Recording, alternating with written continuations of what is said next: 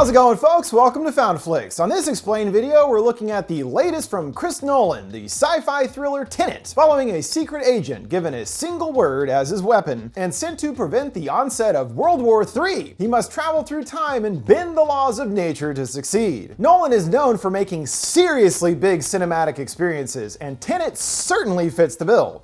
I can see why he was so adamant for this to come out in theaters, because he is the kind of filmmaker that makes truly massive scale films visually and in scope. I mean, crashing a live 747 into a hangar alone. This is kind of like an extremely complex James Bond flick, an action-packed globe-trotting adventure with a heavy sci-fi time travel bend. And I really enjoyed it. There's something of how the story is kind of doled out in small pieces of a bigger puzzle that keeps building and building that's very satisfying. This is overflowing with exposition and many story points, and so many that it quickly gets difficult to even track what the hell is going on. So I can totally understand why a ton of y'all were asking me to cover this one. So I will do my best to address every single aspect and detail to the ever-expanding story, and any questions about how everything works. Before we begin, it's probably worth explaining what the palindrome of the title Tenet even refers to. It most likely originated from an ancient puzzle called the Sator Square. It's made of a 5x5 square of 5-word letters written in 5 lines. Sator, Arepo, Tenet, Opera, and Rotas. The trick is, no matter how you rotate the square, the words appear both horizontally and vertically, this tying directly into the inversion time travel concept of the film. And keep an eye out for references to each of the other words in the puzzle in the movie. Alright guys, strap in, because this is gonna be a long one. So let's dive into Tenet, breaking down its massive story and many twists, answering all of your big questions, and the meaning behind the ending. Without any real context, get used to it, we begin at an opera house in Ukraine. In the box seats, a bro is sipping on champers, while outside someone else is watching and waiting in a van. The performance about to start, a gunshot rings out and dudes in masks show up, causing total chaos, smashing cellos and whatnot. Jeez, what did the cello ever do to you, bro? As in the van, a Russian guy orders our protagonist, who I will just call John, to get ready. Just as another official police van rolls up, he hands over some fake badges to blend in, and the crew joins the others, descending upon the building. They bring out some canisters of knockout gas, funneling it into the vents and causing the crowd to quickly pass out. The others split in search of something, getting to the guy in the box suite. John cryptically tells him, "We live in a twilight world, and there are no friends at dusk," he responds. John informs him he's been made, and that this was all to get to him, as well as a mysterious package. He's told it's in the coat check room, and zip lines him out of there down to the main floor, where he hides amongst the others, random firing still going on. Hearing a bomb ticking, an officer asks what he's doing, and figures out that he's not legit, yanking off his fake badge. Another shoots him, allowing John to run to the coat check, discovering a strange metal object, and rejoins the rest of the team. He says he hasn't seen anything like it, the guy assuring him it's legit. He orders the others to help the crowd, slinking through the floor to retrieve each bomb. Stopped by another guy training the gun to his head. Curiously, John spots a bullet hole that goes backwards, and the dude is shot. His anonymous savior runs off, spotting a red string on his back. His guy is confused, as he's not one of us, but John is just happy for the help. He tosses the bombs into the upper tier, and they explode moments later. Back in the van, the others recognize they brought them the wrong guy and shoots him, and they're promptly tortured by the Russian gang, tied to a chair at the train tracks, where they're questioned and have their teeth removed as well. John refuses to answer anything and goes for a suicide pill in his lapel. Volkov finds it, noting it's CIA issue. He sees the other guy, barely alive, still has his, and John lunges forward, getting the pill in his mouth, eyes fluttering closed. Whoa, he can't be dead already, right? Of course not. He comes to on a boat. A man, Faye, welcomes him to the afterlife, revealing that he's been in a coma since they got him out of the Ukraine and rebuilt his mouth. John grumbles, asking why the fake pills. A test, Faye tells him. He learns the rest of his team didn't make it, believing those responsible to be Russians. John thinks someone must have talked. Not you, Faye says, proudly showing his loyalty to die rather than give up his colleagues. Disenfranchised, John tells him that he resigns, but, well, technically you don't work for us since you're dead and all.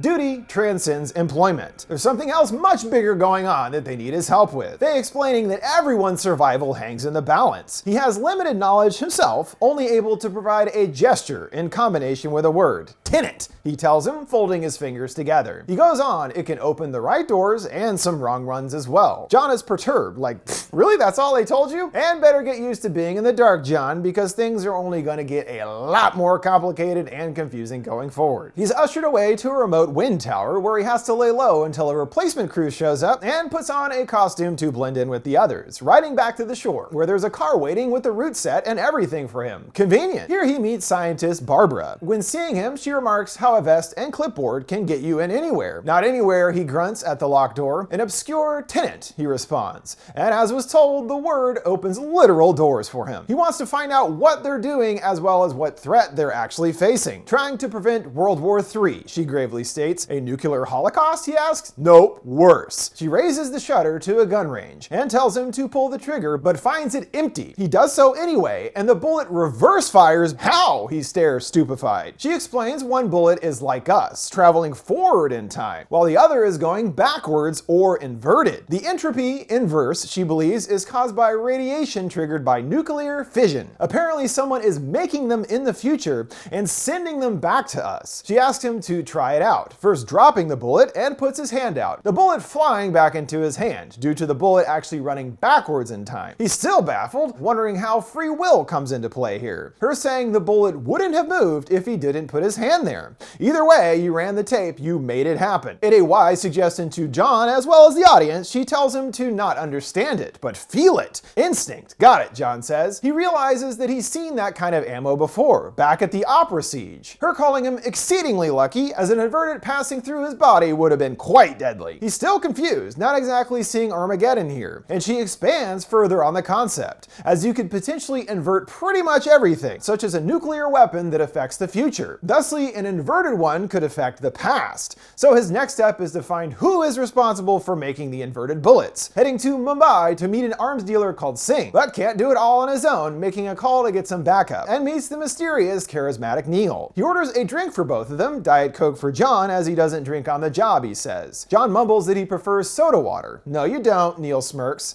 Does he know him already or something? They discuss a method to get into his high-rise apartment, using a bungee jump system of sorts. They set up a launcher device with winch and line attached, and when the line goes tight, Neil activates it, launching them into the air, ascending up the side of the building and sneaking right onto the terrace. John takes out one guard, as Neil gets another, seeing these guys are definitely pros. He gets to jump on Singh, wanting to know who supplied the ammo, but he's uncooperative, balking that he can't reveal anything. His wife Priya chimes in, asking him to make a drink, now getting that it's actually her operation and he is merely the figurehead. She reveals they are looking for the Russian oligarch Andrei Sator, who made billions in petroleum, and apparently got these inverted items from the future, functioning as a broker between then and now. Well, then and now. Anything that goes into record speaks to the future. Receipts, bank accounts, all these things leave a trail to be later discovered. The real question, she says, is can the future speak back? Getting to Sator will prove quite difficult, mentioning it would take a fresh-faced protagonist to do so. But luckily, he's fresh as a daisy, and she provides him with another contact in British intelligence. There he meets Crosby, Michael Caine, in his obligatory Nolan film appearance, who has more info on Sator as well as a way to get to him. He brings up Soviet-era secret cities. One's not on a map that were home to sensitive industries, one including Sator's hometown. There was some kind of accident there, after which it was utilized for underground tests. 2 weeks ago, a detonation was spotted where the town was. Sator emerged from this blank spot with ambition and enough money to buy his way into British establishment. Through his wife, John questions. He tells him that they are practically estranged, and that's the way to get to him is through her. They have one of two fake art pieces, the other one turned up at his wife Kat's auction house, and Sator bought it. Did she know it was fake, John wonders, but it's hard to say. The rumor is she and the fake artist are close. He tracks Kat down to her son Max's school and makes an appointment with her, telling her that she's supposedly the person to see about Goya. He hands over the fake painting and asks what it's worth. She cools his jets, as there's a lot of work to do before valuation. She stares, asking where he got it, and mentions her friend Arepo. He brings up the whole fraud thing and wants to make an arrangement. You mean blackmail, she corrects, and Sator is already well aware of it being a forgery, and actually uses the drawing over her, threatening her with police, prison, the works. He's blackmailing her reputation, using it to control her entire life, and even being able to see her son. She sighs. Leaving would have never been easy, but now it's impossible. She recalls a recent vacation of theirs, and how she tried to love him again, sitting on his boat and watching the sunset. Her seemingly happy, he offers a backhanded way out. She can leave, if she agrees to never see her son sun again. She got pissed and took Max to shore, and strangely when leaving saw another woman diving off the boat that vanished. She remembers feeling envious of her freedom, and she dreamed of diving off that boat for good too. He asks if she knew it was a forgery. She admits that she didn't and basically failed. He's confused that he let Arepo walk free, but she tells him, no, he's not walking anymore, he's dead. John confused as he talked to him on the phone. Well, guess not, buddy. He asks her to get the other drawing, and that can maybe be her second chance, as some of Sator's goons take a seat. Don't worry, they won't kill you, she assures him. He gives her his number with a kiss on the cheek, telling her to not call from home. She groans, you won't take my calls. Might surprise you, he yells back, getting escorted to the kitchen by the dudes. He jokes that he ordered his hot sauce an hour ago, and proceeds to beat the crap out of every single one of them, smashing one's head into a pantry fridge and kicking another dude down the stairs to outside. Kat witnessing this before being driven away. Like, hey, maybe this dude could help after all. Back at Max's school, she starts to dial and John is already there. Told you I'd surprise you, he smiles, and asks about the drawing, learning it's being held at the Oslo airport. Specifically, it's at a Freeport storage facility, which operates in a similar capacity to Swiss bank accounts, holding art to be seen but not yet taxed, allowing clients to view them before importing. Her company, Rotas, has assets there including said drawing. They send in Neil to case the joint, learning that they don't use sprinklers but halide gas, displacing the air within seconds. Yet it only fills the vault specifically, and includes a 10-second warning before activating. He informs John of the setup as they consider how to get enough firepower in to trigger a lockdown. Neil boldly wants to crash a plane, but not from the air, silly, that's ridiculous.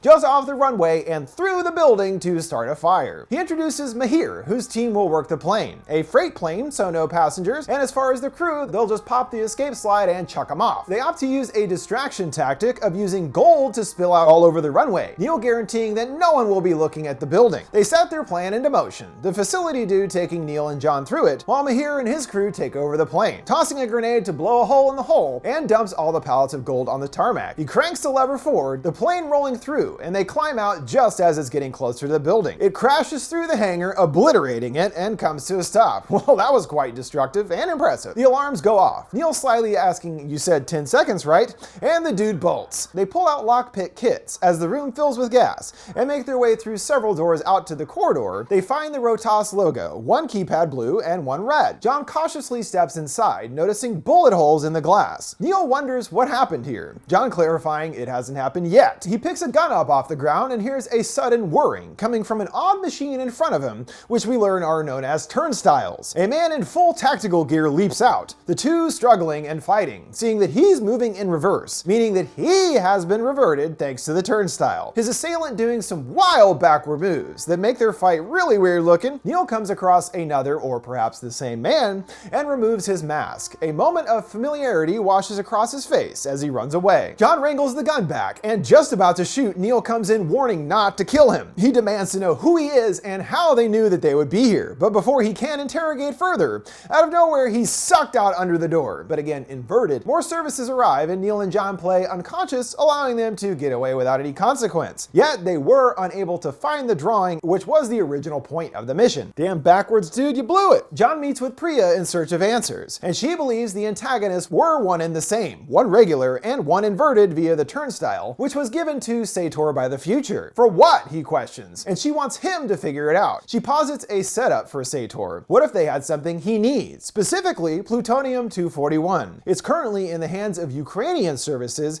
and is moving in a week, giving them a chance to get it. John finds this unacceptable. He's just gonna take all these bad guys out. She's adamant that they need him alive, as they have to stop Sator, as well as some kind of attack coming from the future, and only Sator can help them understand how. He meets up with Kat, her curious about the drawing, him joking he didn't think that she'd want it back, and asked her to sit tight. For now, he's going to be posing as a diplomat, giving a cover story of where they met. He offers to give her a ride back to the yacht, her worried as Sator might think they're having an affair. Then he'll definitely want to meet me, he shoots back. Or kill you, she responds. He takes his own speedboat there, seeing Sator watching in shadow above. And it works just as they thought. He immediately is all, oh, who's the American? A friend, she tells him casually. The man you try to have beaten up, and uses John's cover story of him being a diplomat. Quite good with his fists for a diplomat, he chuffs. She's looking for her boy, Sator telling her he sent him off to Pompeii. Even though she was supposed to be with him, he excuses, well, you're busy with your friend. Sator, you're a big meanie. John arrives at dinner and finally gets a chance to meet Sator in the flesh, but he quickly cuts to the chase, asking if he slept with his wife yet. No, not yet, he jibes back. He then threatens him in an elaborate way, asking how he wants to die, telling him he's going to cut a hole in his throat and stuff his balls in the hole. Complex, John mutters, asking if this is how he treats all of his guests. We're finished, and he signals his goons, but when John asks if he likes opera, he's got another hand to play. And with this, Sator asks him to come to the dock the next morning. Phew, that was close, almost got the throat ball special. Later on the yacht, Kat laments wanting to take Max back to London as he's missed too much school, but Sator is focused on the infamous drawing, which we learn he has procured. It revealed to Kat under a cloche to her surprise. Turns out he got to the vault before the heist, smiling that he has an instinct about the future, chalking all of his success up to this. Well, you're kind of cheating really, but that's okay. They all meet up for some windsurfing and to discuss business, John bringing up about the missing 241 that was taken from a nuclear warhead that surfaced at the Opera House on the 14th. He proposes a partnership, and Sator is lukewarm on the prospect, believing him to be an intelligence agent. Their negotiation is cut short when a distraught Cat severs Satorn's line, screeching to "see you in hell" as he flies into the water. John knows that he can't let him die and circles back to save him to Kat's chagrin, asking why did he do that. He reveals a bit more about the bigger picture here, and that her husband is much more than an arms dealer and holds all of humanity's lives in his hands. A goon approaches the door ordering Sator wants to see him, and John is able to hide Kat being in there, fibbing that he needs to put some pants on first. Before he leaves, he hands her a gun, suggesting she try not to use it. He comes into Sator getting his blood pressure done, boasting that he has the pulse of a man half his age. Sator scoffs, well, seems I owe you my life, but John sticks to business about the plutonium. And Sator remembers his experiences as a youngster. A part of a warhead exploded, and the government needed people to find it. He was given the first contract to excavate because literally no one else signed up due to how dangerous it was, and even cuts out his own dude, taking the creed that one man's death is another man's possibility for life. He invites John to stay the night, and Sator returns to Kat, putting away her new gun and hopping into bed just as he enters. It appears that he intends to kill her and throws a pillow at her. She cries, why didn't he just let her go? And understanding more about Sator, spits, if I can't have you, no one can. She warns that if she screams, John will come, but they're interrupted by a crony, breaking the tension, and Sator awkwardly leaves as there's more pressing matters. A helicopter lands, John spying on the scene, and watches as they carry off a large crate, seeing in the engine room it's stocked with inverted gold, no doubt payment from the future. One goon tries to sneak a brick, and sheepishly hands it back, but a merciless Sator elects to beat him with the gold instead. Hey, at least it's a classy way to die. Gold to the face. Luxury death. John is sucker punched by a guard and brought to Sator, asking who he really is. John states that the CIA is responsible for 2/3 of the fissile material market, but that's usually buying, not selling, Sator states. He tries using his Twilight Time code phrase, but John plays dumb, calling the words beautiful and asking who the author is. He isn't playing around, telling him the next warning will be a bullet to the brain, and ever-cool John requests to let him go. He'll spring the 241 and pay him off, adding the wrinkle that his wife must do the exchange. Sator reluctantly agrees, but won't be in contact, tossing him the bloody gold bar as advance payment for the job. Thanks. He and Neil figure out his system of the future. He buries these time capsules and transmits the location to them, and digs it up to collect the inverted material sent, in a place that won't be discovered for centuries. Complicated. Making it also occur instantaneously in appearance. They scope out the truck's route and put their new plan together, needing 4 vehicles that won't stick out, and make sure not to set up anything on paper. Sator's ignorance is our only protection, they say, which is possibly the most important theme of the entire story as we come to learn. Sator brings Kat to another free port, noticing a guy in a nearby car with an oxygen mask, showing off a room with a bunch of guns laid out on the table. She stutters that this isn't her expertise, but Sator coldly tells her this is where their worlds are now colliding, which he has always tried so hard to avoid. She asks to leave, and he doubles down, boldly calling himself a tiger. You don't negotiate with a tiger, you admire it until it turns on you, and you see its true nature. She emotionally pulls John's gun on him, but he isn't afraid, certain she won't shoot him in cold blood. He sees despair, not anger, in her eyes. He wrangles the gun away and beats her with it, and spits on her for good measure, almost losing his shit again, but stops himself and checks his pulse, pleased. Hey, not too bad, usually beating my wife really gets my pulse going, woo-wee. Neil and John pursue the truck, counting down from 60 seconds, as one by one their other vehicles move into position to box the truck in. Noticing their side mirror is broken, John dons a fireman's outfit and hops on the truck as Neil finishes counting down from 5. 5. The front truck slams on its brakes, the one behind crashing into them and obliterating the SUV. They kill their radio signal, and John rides the ladder to get right on top. He attaches a small explosion device and hops through, getting to work on the door, and retrieves the package, climbing back off with a ladder. And John tosses the package in Neil's car and hops back in, speeding away. Well, that certainly went smoothly. He pries the case open, still having no idea what the heck it is. Neil is confident it's what they're after, and it's really starting to look like Neil knows a lot more than he's been letting on here. He's confused by some chatter on the radio. It's not in Estonian, but actually backwards. Suddenly, a car going full speed in reverse blasts by them, smashing into the mirror and swerves in between the other cars, and pulls up right beside them. Sator is inside with an oxygen mask, holding a gun on Kat. Neil begs him not to hand it over, warning that it's even worse than plutonium. He stares in confusion as another car crashes backwards and flips over, and throws the package over to them, the others leaving Kat alone in the car. John goes after her, and they have to hurry, coming to a wall of cars up ahead.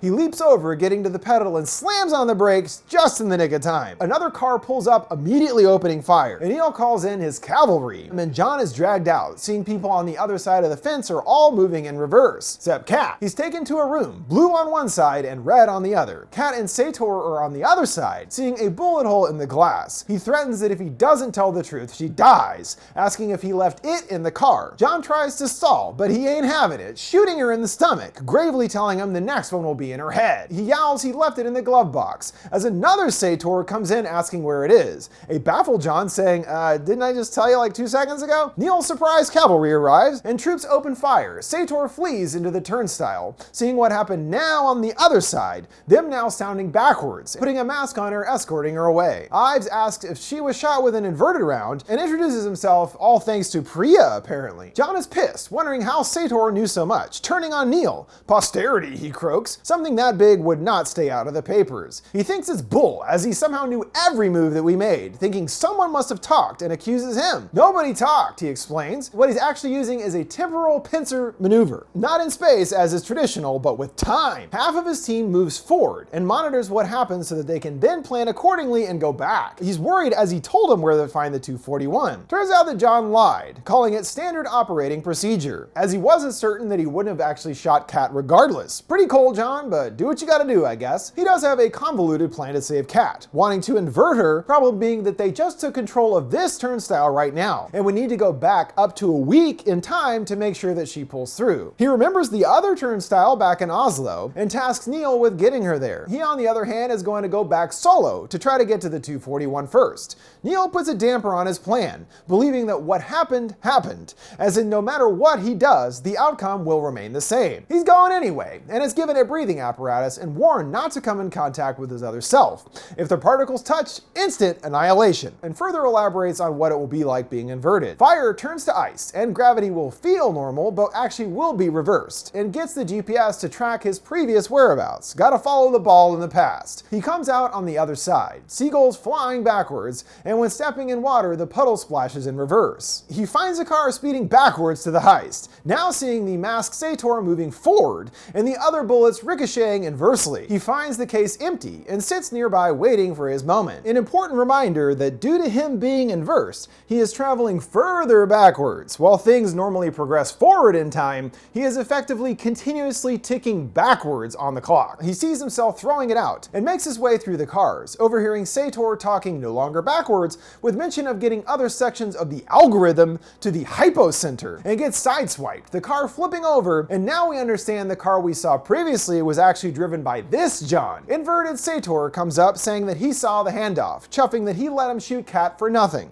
but is impressed as he got his pulse so high. He tosses a lighter on the gas trail, going to the car which explodes, but in inverted time it quickly turns to ice. Weird. He wakes up later, rescued by Neil, joking it's probably the first case of hypothermia from an explosion in history, informing they are on their way to Oslo. John is disappointed, realizing that he handed the 241 to him on a plate, Neil chiding that he warned him but didn't trust him. He prods about who hired him, but he is tight-lipped, offering to explain his whole life story once this is all over. Listening to the recording of Sator, John wants to know what the mysterious hypocenter is, as well as the algorithm. Neil reveals that the 241 is actually one section of a 9-part formula rendered in physical form so that it can't be copied. A black box with one purpose: the inversion of the entire world around us. As they reverse more and more in the future, they're always swimming upstream. However, the algorithm can change the wind. Then what? Well, then everything and everyone that's ever lived will be destroyed. And now we finally are starting to piece together what is going on here. After some rest and now on a truck, they confront the paradox of this whole plan, the so-called grandfather paradox.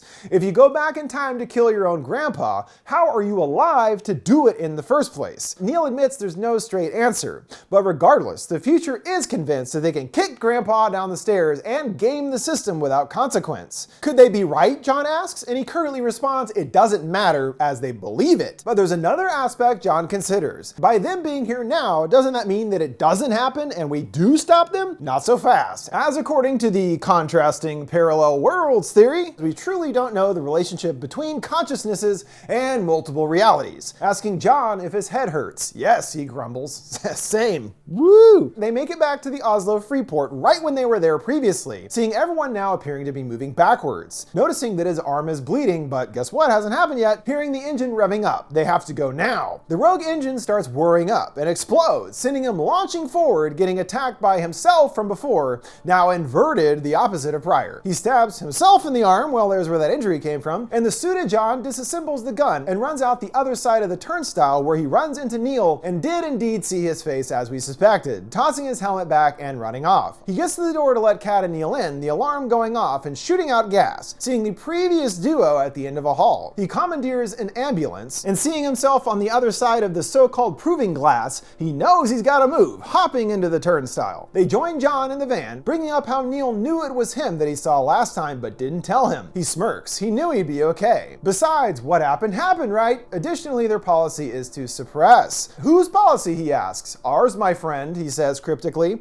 We're saving the world from what might have been. We see Kat is doing better, but there's greater concerns. Sator now has the complete algorithm. John has a plan, asking to get Priya here, remembering that 2 days from now, she tells him about the 241, and is hoping to get it out of his hands before everything else happened. Neil argues once again that there's nothing that he can do to change that. We'll see, he replies. He explains to her what the 241 really is, but she knows more than him as usual, relaying about how the original future female scientist created the algorithm, equating it to the Manhattan Project. That scientist, Oppenheimer, was concerned activating his device would wipe out the entire world, but did it anyway and got lucky. Science for you. While the scientist behind the algorithm rebelled, splitting the device into 9 sections and hid them in the past. 9 nuclear bombs held in various containment facilities. He wants her to change things to keep the 241 and last piece out of his hands, but she laughs. If that universe can exist, we don't live in it. He begs to warn him, but she refuses, reminding that ignorance is their ammunition. He thinks on it. So he was supposed to get it and lose it? Her assuring him that his part in their plan is complete, calling him not the protagonist, but one of potentially many. But he thinks he's figured out where the detonation is supposed to occur, asking to deal him in exchange for her word that she keeps Max and Kate safe, reiterating that he is basically trusting her to keep her word, something so important and sacred to John. She agrees, but brings up that the word of an arms dealer isn't typically meant to be trusted. They meet Eyes at a rally point, who has a team ready to invert and a turnstile of their own, learning that Tenet was not founded in the past, but will actually be established in the future. Kat asks if he's going to kill Sator, but no such luck. His fitness tracker monitors his heartbeat is tied to a trigger. If his heart stops and he dies, the world ends just like that. John knows they have to make sure the bomb goes off, sans the algorithm, and has figured out where it's going down, at his hometown of Stulse 12, but refuses to tell Neil the specifics. Knowledge divided, my friend, he tells him. Starting to get that whole ignorance is ammo thing down packed, bud. She interjects he's missing her point, as he intends to kill himself, as it turns out he's dying from inoperable cancer, electing to take the whole world with him. Just as he said about her, if he can't have it, no one can. He asks her to think of what moment he might choose to end his life, and remembers their recent Vietnam vacation, where things weren't so awful for a brief moment. He flew from the yacht that day, which no coincidence was the day of the Kiev opera siege, point being that he wasn't on the yacht at that time, and enlists Kat to go back to the yacht to keep him from killing himself as long as possible while they do their thing. Before they can act, they have to inversely travel all the way back to the 14th. The way things seem to work is to go back, you have to be inverted, and essentially go back that far in real time to where you're trying to reach. Too bad they don't have a DeLorean or something, you can just punch that shit right in there. Boop, boop, boop, boop. 1955, thank you. The soldiers soldiers stand in formation to pass through the turnstiles, and apparently Neil went through already.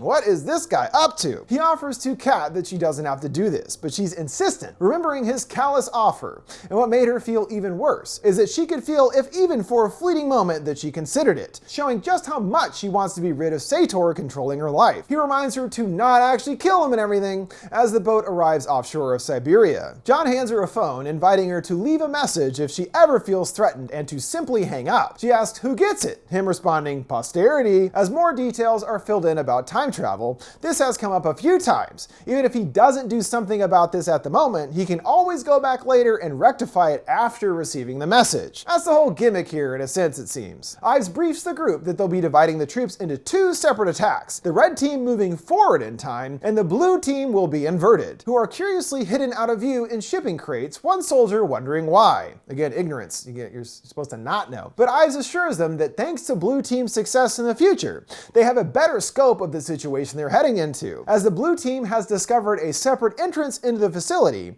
and a splinter team will go in to take care of deactivating the bomb/algorithm, consisting only of Ives and John. Because of them even knowing the details of the algorithm, they are at risk, and they say that those who have seen it themselves are not even allowed to leave the field. The knowledge of this information is too dangerous for them to have. They set their time at 10 minutes, and just as they are using both times to their advantage, so too will Sator to defend his stronghold, and it leads to him one absolutely massive and bombastic battle as the soldiers all converge on the base. Meanwhile, Kat and Mihir take a boat back to the yacht and wait for him to take his copter to the opera siege before she moves into place. She comes upon an attendant cleaning up the glass that she shattered technically earlier and excuses him to deal with it herself, as well as set her own plan into motion, removing the safety lines from the side of the deck as Sator's copter returns, which remember is present day Sator about to end his own life and trigger the thing and everything. However, he doesn't know that this is present Kat, appearing confused as he thought that she and Max just left for the shore. But she brushes it off and appears to open up a bit, lamenting that he wants to make things better and pushes her hair back. On the battlefield, things quickly become absolute time-filled chaos,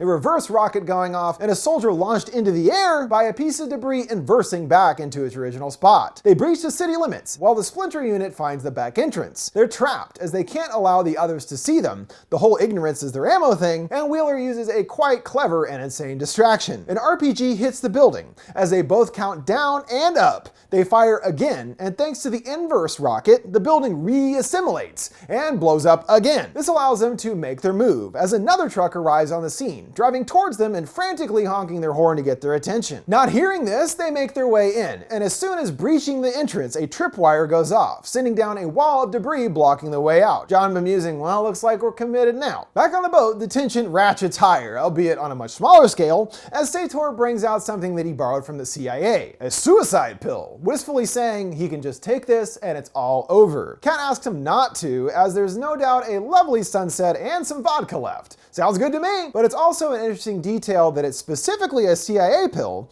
because as we saw, these don't actually get the job done death-wise. He starts believing something fishy is going on and leaves for a moment of business, making a call. Neil on his own sees the trip bomb planted at the back entrance and runs off down the middle into a turnstile. Keep telling you, Neil's doing his own thing a lot here. Ives and John are stopped in their tracks by a locked metal door, seeing a soldier shot on the other side, in particular noting a red string on his uniform. Before they can even start to figure out what to do, Ives is shot by Volkov, and Sator is on the phone, obviously having figured out their ploy. He condemns him for making a bargain with the devil. He sold all of our futures. He fires back, you fight for a cause you barely understand, with people that you don't trust because you tell them nothing. Well, that's sort of the whole point. When we all die, our secrets are gone too. Faith is blind, and all for nothing, he scoffs. Sator goes on that he's creating a new world, comforted that the same sunshine will warm generations for ages to come. John asks the million-dollar question, why do they want to kill us? And unsurprisingly, thanks to us, the future is totally fucked, and there is no choice but to turn back. That's how hopeless things have become. Neil comes outside and gets to a truck, now moving the other way, understanding that it was him that was honking when John and Ives went in earlier. Sator orders Volkov to execute John. Bizarrely, the dead guy inverses back to his feet, and he instead takes the bullet, allowing John to get through. The two struggle, and Ives gets to his feet, and the previously fallen soldier flees without a word. Volkov reaches out for a string, but is eventually overpowered by John, who tosses him down into an eternal tube. Kat tries to keep things casual, offering to lather Sator up with some sunscreen, but her window to act is closed frozen, seeing her former self and Max on their way back. She can't handle it anymore, pulling the gun, crying that she can't let him think he won, telling him that he'll be dying alone. John gets the device, while Neil is busy getting some line ready. Kat asks what does he see now, despair or anger? She answers for him. She's a vengeful bitch, that he's scarred on the outside, and shows off her bullet wound. And now he realizes too late this again is present-day Kat, whom he shot and everything, and she shoots him and slides him off the sunscreen lube deck right off the side of the boat. A distraught Mahir informs the others that she killed him, and